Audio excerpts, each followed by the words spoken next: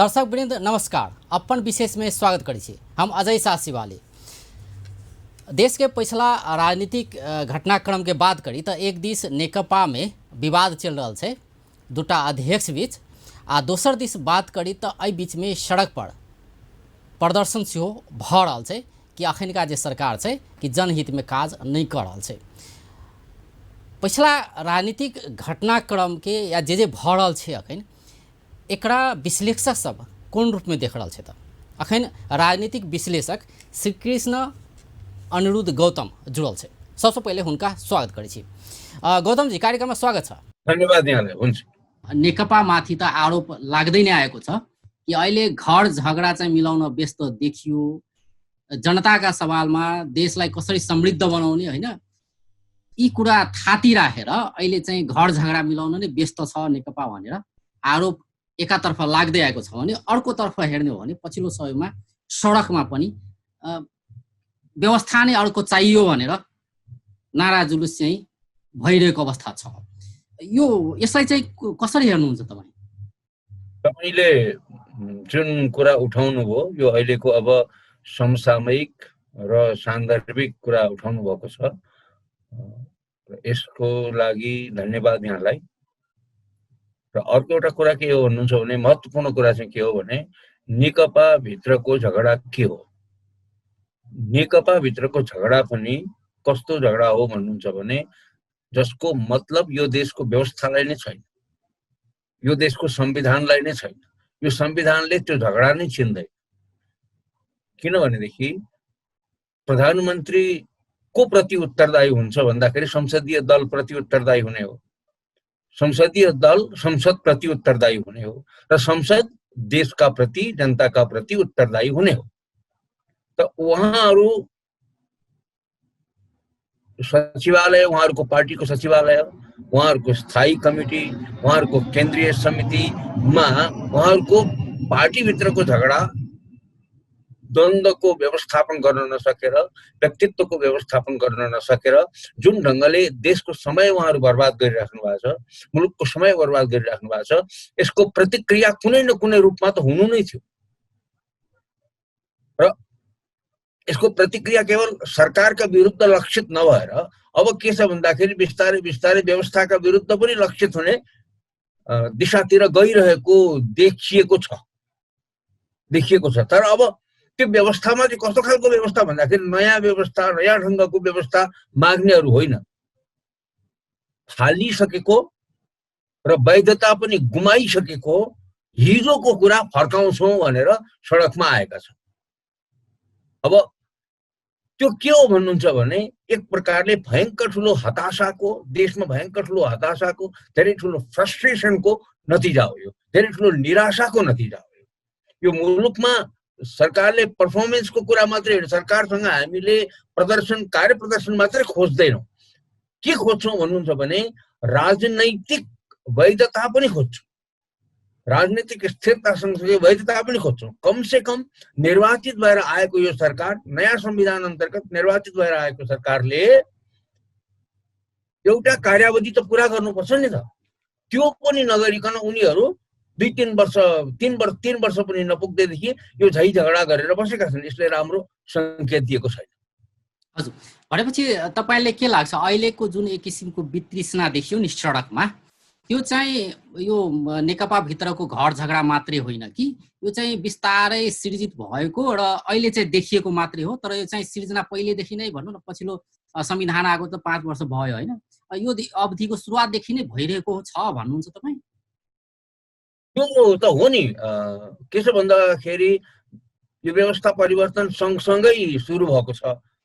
यो व्यवस्था विशेष गरेर देशमा गणतन्त्र स्थापना हुनुभन्दा अगाडिदेखि नै 62-63 को आन्दोलनले हासिल गरेको सफलता सँगसँगै यसलाई असफल बनाउने, यसका उपलब्धिहरूलाई अस्वीकार गर्ने किता त हमेसा सक्रिय छ। त्यस पछाडि 2065 सालमा जब देशमा गणतन्त्र स्थापना भयो, गणतन्त्र स्थापना भइसकेपछि गणतन्त्र भएको घोषणा जब भयो, त्यस पछाडि त झन् यो बिस्तारै बिस्तारै यस्तो खालको चाहिँ एक खालको जनमत बनाउने काम उनीहरूले गरि नै रहेका छन्। अब हुँदा हुँदा हुँदा अब गणतन्त्र स्थापना भयो, त्यसपछि संविधान आएको अवस्था छ, देश संहितामा गएको अवस्था छ। अब गणतन्त्र स्थापना भइसकेपछि त्यसलाई त व्यवस्थित गर्न त समय लाग्ने हो नि त, यो कुरा त सबैलाई थाहा छ, आम जनतालाई नै थाहा छ होइन। भनेपछि एकातर्फ व्यवस्थापनको काममा दलहरू चुके कि? अनि त्यो इमान्दारी चाहिँ दलहरूमा, विशेष गरेर संसदमा प्रतिनिधित्व गर्ने दलहरूमा देखिएन भन्ने कुरा हो। त्यो इमान्दारी देखिनु पर्थ्यो, त्यो इमान्दारी देखिएन। इमान्दारी देखिनु भनेको के हो भन्नुहुन्छ भने नेपालमा एकैछिन गणतन्त्रको प्रतीक के हो त? गणतन्त्रको प्रतीक भनेको राष्ट्रपति। राष्ट्रपतिमा गएर, व्यक्तिमा गएर तपाईँले र संस्थामा गएर तपाईँले जोड्ने हो भने व्यक्तिका रूपमा मात्र होइन कि संस्थाका रूपमा तपाईँले जोड्ने हो भने के हुन्छ भन्नुहुन्छ भने राष्ट्रपति। त राष्ट्रपतिको आचरण कस्तो छ, राष्ट्रपतिको व्यवहार कस्तो छ त? राष्ट्रपति हिजोको राजाको शासनभन्दा, राजाभन्दा पृथक हो कि भन्दाखेरि राजाकै प्रतिमूर्तिका रूपमा प्रस्तुत भइरहेको छ। यसले गर्दाखेरि मानिसमा एक प्रकारको के भयो भन्नुहुन्छ भनेदेखि, आम मानिसमा के खालको धारणा बन्यो भन्नुहुन्छ भने राजा हुँदा राष्ट्रपति हुँदा फरक केही पनि पर्दो रहेनछ। त्यही तामझाम, त्यही किसिमको चाहिँ प्रस्तुति। आम मानिसको जस्तो अथवा सर्वसाधारण मानिसको प्रतिनिधित्व गर्ने मान्छे नभएर ऊ त उही राजशाहीकै प्रतिनिधित्व गर्ने मान्छे जस्तो गरेर प्रस्तुत भइरहँदाखेरि पनि त्यसले पनि मानिसमा एक प्रकारको द्वेषभाव अथवा एक किसिमको यो व्यवस्थाप्रतिको वैमनस्यलाई चाहिँ अगाडि बढाउन प्रेरित गरेको छ, प्रोत्साहित गरेको। पहिला चाहिँ एउटा मात्रै राजा होइन, अहिले चाहिँ राजै राजाको देश भयो होइन। अब यस्तो धेरै राजा चाहिएन, बरु एउटै ठिक छ भनेर चाहिँ एक किसिमको वितृष्णा देखियो सडकमा। त्यो चाहिँ अब तपाईँको के छ भन्दाखेरि एकदम लेमेनको पनि होइन, एकदमै अपठित किसिमको कुरा हो यो। धेरै राजा भए, प्रतिनिधिहरू पो भएका हुन् त, कहाँ धेरै राजा भएका हुन्। उनीहरूको व्यवहार, उनीहरूको आचरणको कारणले गर्दाखेरि उनीहरूले जुन ढङ्गले प्रस्तुति दिइरहेका छन् त्यसप्रतिको असन्तुष्टि हो मानिसको। प्रतिनिधि त हुन्, धेरै राजा व्यवहार देखाए क्या होइन। जसरी तपाईँले भन्नुभयो नि, राष्ट्रपतिको कुरा गर्नुभयो भने राजाकै व्यवहार देखाए तिनीहरू। अब के भन्दाखेरि हामीले बनाएको त जनप्रतिनिधि हो। तपाईको स्थानीय निकाय, तपाईको हाम्रो चाहिँ प्रदेशमा 7वटा प्रदेशमा बनाएका मुख्यमन्त्रीहरू भनेको के हुन् भन्दाखेरि हाम्रा प्रतिनिधि बनाएको, हाम्रा चाहिँ हामीमाथि हुकुम लाद्ने, हामीलाई हुकुम गर्ने, आफ्नो हैकम चलाउने सामन्तहरू त रोजेको होइन हामीले रोजेको त हाम्रा प्रतिनिधि हो। हामी त्यहाँ गएर प्रत्यक्ष रूपमा काम गर्न सक्दैनौँ, हाम्रा आफ्ना कामहरू छन्। त्यस कारणले गर्दा हाम्रो काम गरिदेऊ भनेर एउटा पुरोहित खटाए जस्तो होइन यो। पूजा गर्दाखेरि पुरोहित खटाए जस्तो। पुजारी हामीले किन राख्छौँ त्यस्तो देखिएन होइन। अब भनौँ न, अब अहिलेको कुरा गर्ने भने गणतन्त्र आयो, संविधान बन्यो, संहिता देशमा स्थापित भयो होइन। र यसलाई व्यवस्थित गर्ने क्रममा कानुन लगायतका थुप्रै जसले चाहिँ व्यवस्थित गर्छ ती पाटाहरू चाहिँ बन्दै गएको अवस्था त छन् नि होइन। भनेपछि तर पनि नयाँ राजाहरू देखिए के, त्यो त आम एउटा जनगुनासो त छ नि होइन। भनेपछि कहाँनिर चुक भयो? व्यक्ति नै परिवर्तन हुन सकेनन् कि व्यक्तिहरू जो जनप्रतिनिधिहरू छन् जसलाई हामीले चुनेर पठायौँ तिनीहरू चाहिँ परिवर्तित हुन सकेनन्, या जुन पहिला राजा भएका बेलामा जस्तो सोच र प्रवृत्ति तिनीहरूमा थियो त्यस्तै प्रवृत्ति चाहिँ अहिले पनि देखियो। त्यो कुरा छ कि जुन हामीले कानुन ऐन बनायो नि होइन, यदि कोही गलत बाटोमा गइरहेको छ भने त्यसलाई रोक्ने त कानुनले हो नि त होइन। यदि कसैको प्रवृत्ति गलत छ भने त्यसलाई त रोक्ने निकायहरू त छन् नि। भनेपछि कहाँ चाहिँ विफलता भइरहेको छ अहिले? यो विफलता कहाँनिर भएको छ भन्नुहुन्छ भनेदेखि प्रष्टसँग संवैधानिक व्यवस्था छ। संवैधानिक व्यवस्था नभए तापनि लोकतन्त्रका विश्वजनीन सार्वजनीन मान्यताहरू छन्। ती सार्वजनीन मान्यताले निर्देशित गर्छ कि आचरण कस्तो हुने, व्यवहार कस्तो हुने। पहिलो कुरा त यो जनप्रतिनिधि व्यवस्था हो भन्ना साथै के आत्मसात गर्नुपर्छ प्रतिनिधित्व गर्नेहरूले भने म जनताको प्रतिनिधि हुँ। जनता स्वयं काम गर्न आफै समय दिन पाउँदैनन्, त्यसकारणले गर्दा आफ्नो प्रतिनिधिका रूपमा आफ्नो काम गरिदिनका लागि हामीलाई रोजेर राखेको हो, हामीलाई चुनेर राखेको हो भनेर उनीहरूले यो कुरो हृदयङ्गम गर्नुपर्छ। यो कुरो हृदयङ्गम गरेन भनेदेखि के हुन्छ भने भोलि चुनाव जितेर भोलि पल्टै ऊ आफूलाई चाहिँ मालिक ठन्न थाल्छ।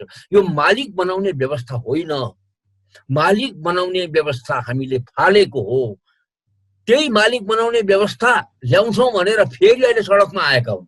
हामीले त मालिक बनाउने व्यवस्था फालेको, कोही पनि मालिक होइन, यहाँ कोही मालिक होइन, सबै बराबर हुन्। तर मालिक बन्न थाले के, अब मालिक बन्न थालेपछि ती व्यक्तिलाई हैन, किनभने सबैको मन, सबैको काम गर्ने तरिका हैन, सोच एकै किसिमको हुन सक्दैन। तर गणतन्त्रमा कानुन चाहिँ फितलो नै हुने हो कि कानुनले चाहिँ यी कुराहरू जुन राजशाही शैलीको रहन सहनदेखि थुप्रै छन् नि त कुराहरू, जीवनशैली नै परिवर्तित भएको अवस्था छ नेताहरूका हैन, भनेपछि तिनीहरूलाई ठिक ट्र्याकमा ल्याउने त्यो व्यक्ति सोचेर मात्रै हुने हो कि अरू पनि छन् त्यहाँ निकायहरू जसले चाहिँ यसले चाहिँ तपाईलाई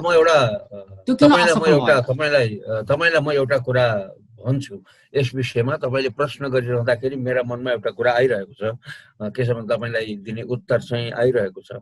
के हो भन्नु छ भने मुख्य कुरो के हो भने जसले प्रतिनिधित्व प्राप्त गर्दछ, जो प्रतिनिधि बन्दछ, उसमाथि चाहिँ हरेक किसिमका नियन्त्रणहरू हुनुपर्दछ। निरङ्कुश हुनु हुँदैन भनेको अंकुश लगाउनु पर्छ भनेको। अंकुश तपाईँ हामी माथि अत्यन्त कम हुन्छ, नागरिक माथि, जो हामी प्रतिनिधित्व गर्दैनौँ। हामी प्रतिनिधित्व गर्दैनौँ नि त, हामीले प्रतिनिधित्व रोजेर पठाएका छौँ, त्यो भएर अंकुश हामी माथि चाहिँ स्वतन्त्र हुन्छौँ। हामीलाई चाहिँ स्वतन्त्र नागरिक भनिन्छ। उनीहरू स्वतन्त्र होइन, उनीहरूबाट अंकुश लाग्छ। अंकुश लागेको नियम नीति अन्तर्गत गणतन्त्रमा अंकुश लगाउने ती फ्याक्टरहरू चाहिँ कहाँ छन् त के? गणतन्त्रमा पहिलो अंकुश लगाउने ठाउँ हो चाहिँ प्रदेशको प्रदेश सभा, प्रदेशको प्रदेश सभाहरू, प्रदेशका प्रदेश सभाहरू पहिलो अंकुश लगाउने ठाउँहरू हुन्थे। अब अर्को अंकुश लगाउने, त्यहाँभन्दा बाहिरको अंकुश लगाउने ठाउँ मान्छे तपाईँ हो। तपाईँ भनेको मिडिया हो। मिडियाले अर्को अंकुश लगाउँछ त्यहाँ। अब एक त संसद हो अथवा प्रदेश सभा हो, प्रदेशमा प्रदेश सभा हो र त्यसको प्रतिपक्ष पनि अंकुश लगाउने हो। प्रतिपक्षमाथि र शासकहरूमाथि पनि सत्ताधारी पार्टीहरू र सत्ताधारी पार्टी र प्रतिपक्षमाथि पनि लगाउने भनेको नागरिक समाज हो। नागरिक समाजलाई बाणी दिने भनेको मिडिया हो। त्यही कुराको प्रतिबिम्बन केन्द्रमा पनि हुन्छ। केन्द्रमा मुख्य के हो भन्नुहुन्छ भने अंकुश लगाउने ठाउँ भनेको संसद हो र सँगसँगै अब इन्डिभिजुअली पार्टीभित्र पनि विभिन्न निकायहरू हुन्छन् जसले नेतालाई, त्यस पार्टीका नेताहरूमाथि अंकुश लगाउँछ। मूल कुरो के हुनु हो भनेदेखि यहाँ अंकुशको व्यवस्था गरिएको भए तापनि ती अंकुशहरू प्रभावकारी नभएर प्रतिनिधित्व गर्ने व्यक्तिहरू पनि, प्रधानमन्त्री पनि, मुख्यमन्त्री पनि सबै निरङ्कुश हुँदै गए। सुन्नुहोस्, निरङ्कुश भनेको के हो भन्नुहुन्छ भने निरङ्कुश भनेको के हो भने त्यो राजतन्त्रको लक्षण हो। त्यो हामीले फालेको। अब फेरि भान के गर्न थाले, भान के कुरामा दिन थाले भने राजतन्त्रकै भान दिन थाले। त्यस कारणले गर्दाखेरि मान्छेले के भन्न थाले भने हिजो त एउटा राजा थियो, अब सबै राजा भए। किनभने सबै राजा भयो भनेको सबै निरङ्कुश भयो भनेको। राज संस्थाको राजाको चरित्र के हो भन्दा निरङ्कुश हुने हो, जथाभावी शासन गर्ने हो, मुखैमा कानुन राख्ने हो, कानुनमा लेखिएको कानुनलाई नमान्ने हो। यिनीहरू पनि लेखिएको कानुनलाई नमानिरहेका कारणले गर्दाखेरि यो फ्रस्ट्रेसन आएको, यो निराशा। भनेपछि गणतन्त्र भनेको व्यवस्था नै आफैमा गलत त होइन नि, होइन? व्यक्तिहरू गलत छन्, नियम अन्तर्गत चल्ने। हजुर, व्यक्ति चाहिँ गलत भनेपछि व्यक्तिले हटाउने कि व्यवस्था नै परिवर्तन गर्नु पर्यो भनेर सडकमा उत्रिने के? तपाईलाई एउटा कुरा भनौँ, के छ भने राष्ट्रपति कसरी बन्छन्? राष्ट्रपति चुन्ने एउटा प्रक्रिया छ, हैन? राष्ट्रपति एउटा चुन्ने एउटा प्रक्रिया छ। राष्ट्रपति चुनिन्छन्। राष्ट्रपति चुनिएपछि राष्ट्रपतिले के काम गर्ने भन्ने कुरा पनि त सबै संविधानमा लेखेको छ नि। अनि त्यही अनुसारका कानुनहरू पनि छन्। तर गर्ने के अब राष्ट्रपतिकोमा कहाँनिर नियम तोडिदिन्छ भन्नुहुन्छ भन्दाखेरि राष्ट्रपतिको सल्लाहकार के हो? हाम्रो राष्ट्रपति के हो? सेरेमोनियल हो। हाम्रो राष्ट्रपति भनेको के हो? हाम्रो राष्ट्रपति भनेको सेरेमोनियल हो। हाम्रो राष्ट्रपति भनेको आलङ्कारिक हो। सेरेमोनियल अर्थात् आलङ्कारिक हो र उसको सल्लाहकार भनेको को हो भन्दाखेरि प्रधानमन्त्री। प्रधानमन्त्रीको सल्लाहमा राष्ट्रपतिको व्यवहार हुनुपर्छ, प्रधानको फङ्सन्सहरू हुनुपर्छ। अब राष्ट्रपतिले यहाँ सल्लाहकार राखिदिन्छ अलग्गै, यो त रामवरण यादवबाटै सुरु हो। राष्ट्रपतिको सल्लाहकार भनेकै सरकार हो, तर सल्लाहकार अतिरिक्त सल्लाहकार राखिदियो। फेरि किन चाहियो सल्लाहकार? हाम्रो राष्ट्रपति आलङ्कारिक भएको कारणले गर्दाखेरि आलङ्कारिक राष्ट्रपतिलाई त्यस्तो चाहिँदैन। त्यहीँनेरि के गरियो भन्दाखेरि नियम भङ्ग गरियो, एउटा त्यो मान्यता भङ्ग गरियो। अर्को एउटा कुरा तपाईले देखिराख्नु भएको छ, सुनिरहेको, त्यसलाई चाहिँ कतिको नोटिसमा लिनुभयो तपाईले। नेकपा सत्ताधारी दल हो, सत्ताधारी दलको एउटा अफिस छ, कार्यालय छ गुम्बाराईमा। त्यसको सचिवालयको बैठक बालुवाटारका बालुवाटारमा बस्छ। बालुवाटारमा बस्ने अधिकार छ। त्यति मात्रै हो र, घर झगडा मिलन त राष्ट्रपति कहाँ पुग्छ नि त उनीहरू। फेरि हो, राष्ट्रपति कहाँ पुग्छ? राष्ट्रपति त्यसमा सक्रिय भइदिन्छ। राष्ट्रपति अनि नियम त जता पनि भङ्ग गरेको छ, अर्थात् अंकुश कसले रोकिदिने के? अब जसरी नियम भङ्ग भइरहेका छन्, कसले रोकिदिने? संविधानले व्यवस्था गरिदिएको छ नि। अब संविधानले व्यवस्था गरे त्यसलाई नमान्न थालिसकेपछि के हुन्छ भन्नुहुन्छ भने एउटा परिवारमा पिता पनि एउटा नियम अन्तर्गत बस्या हुन्छ। पिताले भन्छ यी सबै नियमहरू मबाट निश्चित हुन्। पिता माताले भन्न सक्छन्, बाबुआमाले भन्न सक्छन् के छ भन्दाखेरि यी सबै नियमहरू हामीबाट निश्चित हुन्। होइन, हामीबाट होइन, एउटा निश्चित परम्परा अन्तर्गत ती नियमहरू निश्चित भएका हुन् र ती नियम मान्नुपर्छ। जब माता पिताले नियम मान्दैनन् त्यो बेलामा के हुन्छ? परिवार अनुशासनहीन हुन्छ। भने जस्तै निश्चित विधि विधान पद्धति संविधानले सबैका अधिकारहरू सुनिश्चित गरेको छ। यो सबैका अधिकार सँगसँगै जिम्मेवारी पनि निश्चित गरेको छ, सुनिश्चित गरेको छ। यो जिम्मेवारी पुरा गर्ने भनेको जवाबदेहिता छ, उत्तरदायित्व चाहिँ पालन गर्नुपर्ने छ। यो सबै पालन नगरेर अन्यथा गर्दै गएपछि के हुने भयो भन्दाखेरि देशमा अराजकता हुने भयो। र यो आज सडकमा आएको भनेको यो अराजकताको प्रतीक हो। यो अराजकता हो। यो अराजकता के भने राजकले राज्य गर्दाखेरि नियमहरू भङ्ग गरेको कारणले गर्दाखेरि देशमा कानुन नियम पालन गर्ने मान्छे भएन। तपाईले के लाग्छ? कानुन नियमको पालना उनीहरूले गर्नुपर्छ सबभन्दा पहिला। हजुर, यसमा विपक्षीको भूमिका चाहिँ कस्तो पाउनु भएको छ? किनभने भनौँ न अहिलेका जो सत्ताधारी दल छन् नि, ती दलप्रतिको असन्तुष्टि विपक्षीहरूलाई पनि छँदैछ, अन्य दलहरूलाई पनि छँदैछ, होइन? तर विपक्षीको भूमिका निर्वाह गर्नुपर्ने ठाउँमा, विपक्षीले जुन भूमिका निर्वाह गर्नुपर्ने ठाउँमा अहिले चाहिँ राजावादीका नाममा चाहिँ अहिले व्यवस्था नै परिवर्तन हुनु पर्यो भनेर चाहिँ कुरो आइरहेको छ के? भनेपछि भूमिका चाहिँ यहाँ गौण किन देखियो? यस्तो कुरा अवश्यम्भावी हो। यस्तो चुनाव भइरहँदाखेरि जब यो नेकपा, त्यति बेला नेकपा भएको थिएन, एकीकरण गर्ने भनेको थियो।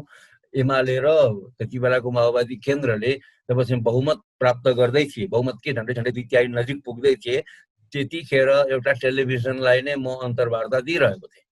र अन्तर्वार्ता दिँदाखेरि यस्तो यस्तो भयो, के हुन्छ, प्रतिपक्ष त अत्यन्त कमजोर भयो भन्दाखेरि मैले के भनेको थिएँ भने यसको सहज प्रतिक्रिया के हुन्छ भने यो अहिले जुन पार्टीले चुनाव जित्दैछ गठबन्धनका रूपमा, भोलि एकीकरण गर्ने भनिएको छ। त्यो एकीकरण भइसकेपछिको पार्टीमा त्यही भित्र प्रतिपक्ष जन्मिन्छ। किनभने लोकतन्त्र प्रतिपक्षविहीन हुँदैन। लोकतन्त्रको स्वभाव के हो भन्दाखेरि एउटाले काम गर्न सकेन भने अर्को प्रतिपक्ष जन्मिन्छ। अब प्रतिपक्ष पनि र सत्ताधारी दल पनि एउटै मुखका भए भनेदेखि अथवा उनीहरूको मिलेमतो भयो र संसद आफू खुसी चलाउन थाले, सरकार आफू खुसी चलाउन थाले, संविधानलाई आफू खुसी अपव्याख्या गर्दै जान थाले भने त्यस पछाडि नागरिकहरूबाट प्रतिवाद प्रारम्भ हुन्छ र सडकमा प्रतिपक्ष जन्मिन्छ। हजुर, भने सडकमा अहिले जो प्रतिपक्षी देखिएका छन् नि, तिनीहरू त अहिलेको जुन अहिले जुन अव्यवस्था चलिरहेको छ नि, एक किसिमले भ्रष्टाचारदेखि लिएर विभिन्न किसिमका असुरक्षादेखि लिएर काम गर्न सकेन के, अहिलेको सरकारले काम गर्न सकेन, जनताको मत लिएर आयो तर काम गर्न सकेन भन्ने आरोप छ के। भनेपछि त्यो एङ्गलबाट त्यो विषय उठाएर त्यो मुद्दा उठाएर सडकमा आउनुपर्ने ठाउँमा व्यवस्थै चाहिँदैन भन्न थालेको अवस्था छ। यो तपाईँको के भन्नुहुन्छ भने अब उनीहरूले यो ठाउँ पाए, यो स्पेस पाए, यो स्पेस चाहिँ कसले दियो भन्नुहुन्छ भने तपाईँले गर्नुभएको प्रश्न बडो जायज छ, अत्यन्त सान्दर्भिक छ।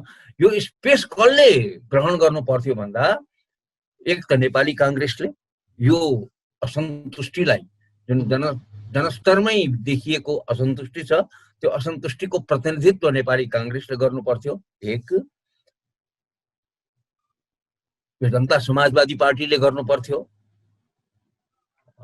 विभिन्न अरू जुन प्रतिपक्षहरू छन्, प्रतिनिधित्व हुने र नहुने, उनीहरूले जो वैधानिक रूपमा प्रतिपक्ष हुन्, उनीहरूले संविधानत जो प्रतिपक्ष हुन्, उनीहरूले यो जिम्मेवारी वहन गर्नु पर्थ्यो, यो जिम्मेवारी निर्वाह गर्नु पर्थ्यो। यो जिम्मेवारी उनीहरूले निर्वाह नगरेको कारणले गर्दा उनीहरू चाहिँ टेलिभिजनहरूमा, वक्तव्यहरूमा, पत्रकार सम्मेलनमा अनि विज्ञप्ति मात्रै सीमित भएको कारणले यसमा सीमित भएर उनीहरूले वक्तव्य दिइरहेका छन्। तर त्यो वक्तव्य भन्दाखेरि पनि के छ भन्दाखेरि अहिलेसम्म हेर्नुहोस्, अब संसद बोलाउनु पर्ने, संसद नबोलाइकन बसेको छ सरकार, संसद आह्वान नगरिकन बसेको छ। कोभिडको संसारमा कहीँ पनि अब चाहिँ त्यस्तो व्यवहार छैन, सबैले गरिरहेका छन्। नसक्दाखेरि पनि जुमबाट पनि गरेका छन्, ऊबाट पनि गरेका छन्। धेरै नै पेन्डेमिक चाहिँ धेरै नै इन्फेक्सन भएको ठाउँमा पनि गरिरहेका छन् व्यवहारकारी। अब अमेरिकामा त्यत्रो चुनाव भइसक्यो, भारतमा चाहिँ बिहारमा हिजो अस्ति चुनाव भयो, अब अरू पनि चुनावी प्रक्रियामा गइरहेको छन्, काम त गरिरहेको छ। यहाँ चाहिँ सबै कुरा ठप्प पारेर संसद बन्द गरेर अनि त्यहाँबाट पार्टीको झगडा गरेर बसेका छन्। यतिखेर मान्छे सडकमा पार्टीको झगडा मिलाउन व्यस्त, अहिले पार्टीको झगडा मिलाउन अब केही नगरिकन सबै महामारीको यस्तो छ नि ऊ छ, यसलाई डिस्कस गर्नुपर्ने, छलफल गर्नुपर्ने, परामर्श गर्नुपर्ने कुराहरू छ। संसदमा त्यसको प्रतिनिधित्व हुनुपर्छ, भएको छैन केही पनि। भनिसकेपछि मान्छे सडकमा त निस्किन्छ, तर सडकमा गलत मुद्दामा निस्किन थाले। गलत मुद्दामा किन निस्किन थाले भनेदेखि सही मुद्दालाई अगाडि लिएर अगाडि बढ्नु पर्नेहरू पनि यिनीहरूमै मिलेमतो गरेर बस्न थाले। त्यो कारणले हजुर, एउटा गौतमजी के देखियो नेपालमा भन्दाखेरि गणतन्त्र आएदेखि नै दलहरू फुट्ने जुट्ने होइन, अनि झगडा, अब आन्तरिक झगडामै व्यस्त हुने होइन, त्यो चाहिँ देखिएको अवस्था त छ नि होइन। जुनसुकै पार्टीले नेतृत्व गरे पनि, काङ्ग्रेसले गरोस् या नेकपाले गरोस् या पहिलाका एमाले गरोस् होइन, जुनसुकै पार्टीमा यो समस्या देखिँदै आएको छ। तपाईँलाई के लाग्छ यो गणतन्त्र कामै नलाग्ने हो के रहेछ? कसले भन्नु? म त गणतन्त्र पक्षधर, हेर्नुहोस्, म संघीयता समर्थक, गणतन्त्र पक्षधर, लोकतन्त्र प्रेमी भन्छु आफूलाई। तीनटा कुरा भन्छु। म लोकतन्त्र प्रेमी हुँ, संघीयता समर्थक हुँ र गणतन्त्र पक्षधर हुँ। भनिसकेपछि काम नलाग्ने भन्ने त कुरै भएन। कसरी काम नलाग्ने भन्ने कुरा के छ भन्नुहुन्छ भने सुरुमा जहाँ पनि जुनसुकै ठाउँमा पनि तपाईँ अमेरिकाको इतिहास यदि पढ्नुभयो भने सुरुमा संविधान लेखिएपछि र त्यस पछाडि भएका चुनावहरूमा एक किसिमको अस्थिरता नै थियो त्यहाँ पनि। तर त्यो अस्थिरताका बावजुद पनि कस्तो भएको थियो भन्नुहुन्छ भन्दाखेरि कार्यावधि चाहिँ उनीहरूले पुरा गर्थे के। जुन अवधि छ नि, त्यो अवधि चाहिँ एउटा निर्वाचनले दिएको जुन अवधि छ, आवधिक निर्वाचन एउटा र अर्को आवधिक निर्वाचन बीच चाहिँ उनीहरू यो अस्थिरता, सरकार बदल्ने, यो गर्ने त्यो गर्ने, आन्तरिक झगडा गर्ने कुरा आफ्नो ठाउँमा छँदैछ। तर के छ भन्दाखेरि यो डिटेलमा कुरा गर्नुपर्ने कुरा आफ्नो ठाउँमा छँदैछ। तर के छ भन्दाखेरि त्यो राजनीतिक स्थिरतालाई चाहिँ बिथोल्दैन थियो। भारतमा पनि त्यस्तै भयो। भारतमा पनि भारत स्वतन्त्र भए पश्चात जे जति हो त्यहाँ असन्तुष्टिहरू प्रशस्तै थिए। असन्तुष्टि प्रशस्त हुँदै पनि नेहरूप्रति पनि असन्तुष्टि थिए। तर उनीहरूले एउटा अवधिबाट अर्को अवधि बिचको जुन चाहिँ कार्यावधि जुन छ, त्यो कार्यावधिलाई चाहिँ विपक्षले पनि बिथोलेको थिएन क्या।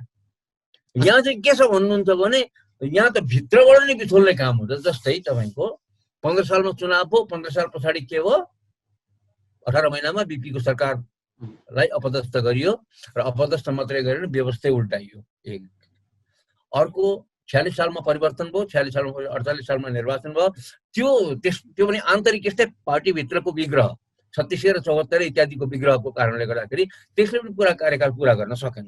त्यसले सन्देश राम्रो गएन। अब अहिले पनि जुन कुरा भइरहेको छ यसले यो त झन् व्यवस्था परिवर्तन भएर नयाँ संविधान आएर त्यो संविधान अन्तर्गत भएको निर्वाचन त्यति मात्रै भएको छैन।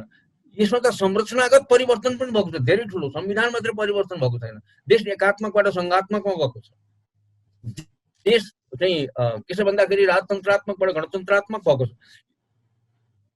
र यी मूल्य मान्यताहरूलाई स्थापित गर्नका लागि कमसे कम त्यहाँ प्रतिनिधित्व गर्नेहरू अलिकति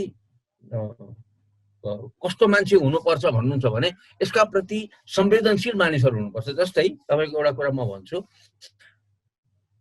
मूल नेपालमा संघीयताको माग कहाँबाट सुरु भएको भन्दाखेरि मधेसबाट सुरु भएको। कसले गरेको? उपेन्द्र यादवले गरेको। मुख्य उपेन्द्र यादव र उपेन्द्र यादवको दलले चुनाव जितेर आयो। उपेन्द्र यादव मुख्यमन्त्री बन्नु पर्थ्यो क्या। स्टेक होल्डर हो, अर्को मान्छेलाई लगेर उसले मुख्यमन्त्री बनाए। उनलाई यो केन्द्र नै चाहियो। यसबाट के देखियो भने उनीहरूमा पनि केन्द्रीयतावादी सोच देखिन्छ क्या। संघीयता किन बलियो भएन भन्नुहुन्छ भने देशमा प्रदेशहरूले एसर्ट गरेन। अरू ठाउँमा त सबै उसको नेकपाकै सरकार छ नि, त्यहाँ मात्रै पृथक सरकार हो। त्यो सरकारले चाहिँ पर्फर्मेन्स चाहिँ गरेर देखाउनु पर्थ्यो। संघीयता किन इफेक्टिभ भएन, किन प्रभावकारी भएन भन्नुहुन्छ भने प्रदेश 2 मा जुन किसिमको नेतृत्व छ त्यो नेतृत्वको पर्फर्मेन्स, त्यो किसिमको कार्यक्षमता। प्रदेश 2 ले त अधिकारै दिएन, संघ सरकारले सहयोग नै गरेन, असहयोग गर्दै आएको अवस्था छ भनेर त आरोप लगाइरहन्छ नि त। आरोप मात्रै लगाएर होइन, तपाईको के छ, प्रदेश त बनाइदिएको छ त। प्रदेश बनाइदिइसकेपछि धम्माधम प्रदेशले बनाउनै पर्ने कानुनहरू सबै बनाउनु नि त। प्रदेशले बनाउने कानुनहरू सबै बनाएर धमाधम काम गर्न थाल्नु नि। भारतमा पनि त्यस्तो भएको छ। पहिला भारतमा पनि त्यस्तो भएको छ। सबै अधिकारहरू केन्द्रले खिच्ने गरी काम भएको छ। त्यो बेलामा पनि इन्दिरा गान्धीले चाहिँ सबै अधिकारहरू केन्द्रमै खिच्ने कामहरू गरे हो। अधिकार दिएको छैन भने लिनु पर्यो, खोज्नु पर्यो। त्यो त तपाईको के छ, तपाईलाई म एउटा उदाहरण दिन्छु। सिक्किममा चाहिँ प्रधानमन्त्रीले अलिकति जोडतोड गरेर इत्यादि गरेर सिक्किमको पार्टीलाई फुटाएर के गरेर त्यहाँ चाहिँ एउटा आफ्नो पार्टी बनाएर कांग्रेस पार्टीको चाहिँ मुख्यमन्त्री बनाइदिए। तर सबै त्यसका विधानसभा सदस्यहरू दिल्लीमा गएर बसेर संसद भवन अगाडि सत्याग्रह गरे, अनसन गरेर बसे, धरना दिए। उनीहरूले मुख्यतः धरना दिए। त्यो धरना दिइसकेपछि के भयो भने यत्रो ठुलो दबाव उत्पन्न भयो कि उनले अपदस्थ गरेको सरकारलाई पुनर्स्थापित गर्नु पर्यो। नरबहादुर भण्डारीको सरकार थियो। त्यो धेरै ठाउँमा भएको छ। अब अन्त्यतिर पनि आइसकेका छौँ। यो अधिकारको लागि पनि अधिकारको प्रदेशले त तपाईँ हेर्नु सुन्नु, म एउटा कुरा भन्छु, प्रदेशले माग्ने होइन क्या, प्रदेशले मागेर बस्ने होइन। केन्द्रले कानुन बनाइदिँदैन भने प्रदेश त छ त। त्यो संविधानतः प्रदेश हो नि। संविधानतः प्रदेश हो। संविधानले प्रदेशको अस्तित्व स्वीकार गरेको हो नि। संवैधानिक ग्यारेन्टी छ, संवैधानिक प्रत्याभूति छ। किन हामी संघीयतामा गएको भन्दाखेरि संघीयता के कारणले गर्दा छ भने प्रदेशलाई संवैधानिक प्रत्याभूति छ। गणतन्त्र चाहिँ कसरी ठिक, यदि ठिक हो भने यसलाई वास्तवमा साँच्चै के आम जनताले चाहिँ महसुस गरून्, गणतन्त्र व्यवस्था धेरै राम्रो, त्यसको लागि के गर्नु पर्ला।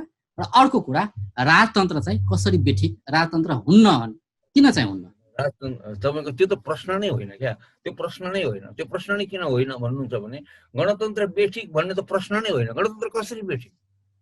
तपाईँ सार्वभौम सत्ता सम्पन्न एउटा नागरिकले म सार्वभौम सत्ता सम्पन्न हुनु गलत हो भन्न मिल्छ?